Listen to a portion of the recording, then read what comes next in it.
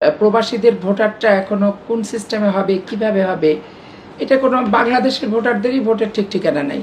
আদৌ হালনাগাদ ভোটার লিস্টে হবে না নতুন ভোটার লিস্ট হবে তারও কোনো ঠিক ঠিকানা নেই। নির্বাচন কমিশন এবং সরকারের আশাপ্রদ কোনো বাণীও কিন্তু আপনার কাছে কিন্তু নাই। তো একটা মন্তব্যকে কেন্দ্র করে সে কালপিট বলে ফেললো আমাকে। তো কালপিট যেহেতু বলে ফেলছে, আমি ওই কালপিট নিয়ে ওকে আর কোনো কাউন্টার মন্তব্য কি জবাবদিহিতা ভিতরে আমি ফেলতে চাই না, কারণ এগুলো বাচ্চা বাচ্চা ছেলে কোথায় ভাষার অপপ্রয়োগ করে ফেলে। প্রাচ্যের মানুষ যারা বিএনপি করে তারা সবাই জানে, তারা সারাদিনের রাতের ঘুমানোর আগ দিয়ে অন্ততপক্ষে আমার পার্লামেন্টের একটা বক্তৃতা শুনেই তারা কিন্তু ঘুমায়। এবং রাত্রে একটা ফোনও তারা আমাকে আগে দিত যে ম্যাডাম, ছেলে মেয়ে বউ বাচ্চা ফেলে রেখে আসছি, দেশে এত জুলুমের ভিতর আছেন, মন তো ভালো লাগে না, আপনার বক্তব্যটা শুনলাম, শুনে অন্তত মনে শান্তি পেলাম।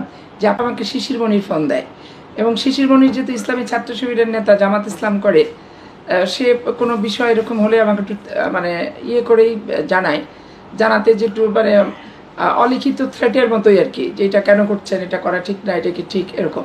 তো পরে আমি বললাম যে কী, পরে সার্জিসের ওটা দেখলাম, তো আমাকে কালপিট বলছে যে কালপিটদের জেনে রাখেন, চিনে রাখেন, এদের মুখোশ একদিন উন্মোচন হবেই। তো এই কথাটা আমি খুব একটু অবাক হয়ে গেলাম যে আমি যখন রাজনীতিতে আসছি, অনেকে এদের হয়তো বয়স খুবই ছোট, শিশু এরা। তারপরে আমার এই রাজনৈতিক জীবনকাল, পার্লামেন্ট মেম্বার হিসেবে পার্লামেন্টে অবস্থান, তারপরে আন্দোলন, সব কিছু মেলামেশায় একটা প্রবাসীদের ভোটারটা এখনও কোন সিস্টেমে হবে, কিভাবে হবে, এটা কোনো বাংলাদেশের ভোটারদেরই ভোটের ঠিক ঠিকানা নেই। আদৌ হালনাগাদ ভোটার লিস্টে হবে না নতুন ভোটার লিস্ট হবে তারও কোনো ঠিক ঠিকানা নেই।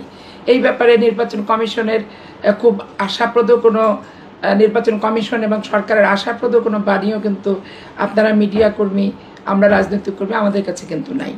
তো একটা মন্তব্যকে কেন্দ্র করে সে কালপিট বলে ফেললো আমাকে। তো কালপিট যেহেতু বলে ফেলছে, আমি ওই কালপিট নিয়ে ওকে আর কোনো কাউন্টার মন্তব্য কি জবাবদিহিতা ভিতরে আমি ফেলতে চাই না, কারণ এগুলো বাচ্চা বাচ্চা ছেলে কোথায় ভাষার অপপ্রয়োগ করে ফেলে, ভাষার এমনভাবে অপপ্রয়োগ করে ফেলে যে আলটিমেটলি ওরা নিজেরা লজ্জা পায় না ওটা নিয়ে আস্ফালন করে, সেটা আমি বলতে পারবো না। এখন দেখেন, একটা টক শোতে একটা বিষয়বস্তু ক্লিয়ার করার আগেই একটা 3 জনের মিলে একটা টক শো অ্যাঙ্কর থাকে, মোট 4 জন। 4 জন একটা বিষয় ক্লিয়ার করার আগে আর একটা প্রশ্ন মুখ থামায় দেয়। জিনিসটা ক্লিয়ার করাও কিন্তু আমার হয় নাই ওই টক শোটাতে, কারণ আমি সবসময় আমার নিজস্ব এলাকা, নিজস্ব জেলা চাঁপাইনবাবগঞ্জের মানুষের কথাই চিন্তা করি।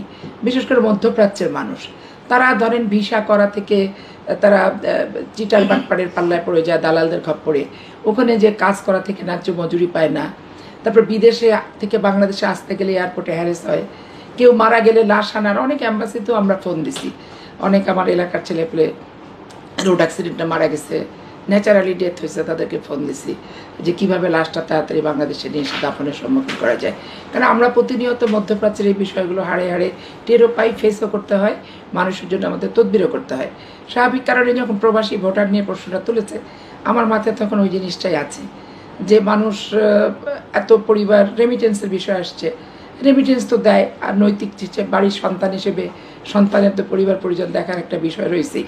তারপরে আমার মাথার ভিতরে যে জিনিসটা আসছে যে ভোটার হলে তো সে প্রার্থী হতে পারবে, আর প্রার্থী হতে পারলে আপনি দেখছেন এই যে আওয়ামী লীগের লাস্ট নির্বাচনে বাংলাদেশের ভোটার নয়, বিদেশি ভোটার না, ডাবল সিটিজেনশিপ সাম্মি এবং পঙ্কজ দেবনাথের সিটে একটা মার্ডার পর্যন্ত হয়ে গেছে। তো এইটা তো ভোটার, শুধু ভোটারটা কোন পদ্ধতিতে আমি নিব, এটা একটা ব্যাপার। 130টা রাষ্ট্র যদি থাকে সারা পৃথিবীতে, এক 300টা সিট, এক একটা সিটে 9 জন, 10 জন, 11 জনকে 12 জন করে দাঁড়াবে, তাহলে এইটা কোন সিস্টেমে নেবেন প্রথমত। দ্বিতীয়ত, আমরা সিস্টেম করলাম ভোট নেওয়ার, আর ওদিকে আওয়ামী লীগ নতুন করে সমস্ত প্রবাসে তারা শক্তি প্রয়োগ করে সেই পদ্ধতিটাকে বানচাল করে দিয়ে তারা নিজেরা তাদের সিল মেরে দিল। এখানে কিন্তু আতঙ্কেরও একটা ব্যাপার আছে, কারণ আমাদের সব কিছু চিন্তা করতে হবে যে আওয়ামী লীগ যেটাকে বিতাড়িত করা হয়েছে, কোনোভাবেই যাতে কোনো ফাঁক ফোকর দিয়ে অনুপ্রবেশটা না ঘটে এবং এরা সেই সুযোগটা না পায়। এখন তো ওইখানে ধরেন সময়ের অভাবের কারণে, স্বল্পতার কারণে ক্লিয়ার করা হয় নাই। তো এটা খুব হতাশাব্যঞ্জক যে কালপিট। আমার রাজনীতি আমি করি হচ্ছে 81 থেকে। 81 থেকে আমি রাজশাহী বিশ্ববিদ্যালয়ে তাপসী 2বার ভিপি ছিলাম, আমি বাংলাদেশের বেস্ট ডিবেটার ছিলাম, এবং আমি চ্যাম্পিয়ন বিশ্ববিদ্যালয় আমার হল, এবং আমি মৌসুমী শিশু প্রতিযোগিতায় থানা, জেলা, উপজেলা বিভাগেও আমি শ্রেষ্ঠ হয়েছি, হয়ে আমি কেন্দ্র পর্যায় পর্যন্ত আসছি। তো সেইখানে আমাকে কালপিট বলে ফেললো। তা আমি একটু, যাই হোক, মানে অপপ্রয়োগ যে শব্দের, এটা একটা মনের ভিতর যদি জামাত ইসলাম থাকে তাহলে বিএনপিকে তো ভালো লাগবে না। ইদানিং নাকি আমি খুব অসংলগ্ন বক্তৃতা রাখছি। আওয়ামী লীগকে উৎখাতের সময় সবাই ঐক্যবদ্ধ ছিলাম, সেটা এক জিনিস।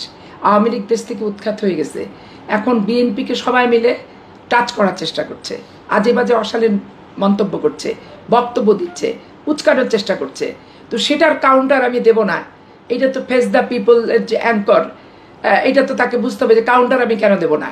আওয়ামী লীগের কাউন্টার যদি আমি দিই আপনি আনন্দিত হন, আর জামাত ইসলামের কাউন্টার দিতে গেলে আপনি দুঃখ পান। তো এইখানে আপনার দুঃখ দূর করার দায়িত্ব তো আমার না, এবং আপনার সন্তুষ্ট এবং আপনি কোনটা পছন্দ অপছন্দ করেন সেই বুঝে তো আমি নিশ্চয়ই টকশোয়ে বক্তব্য দেব না।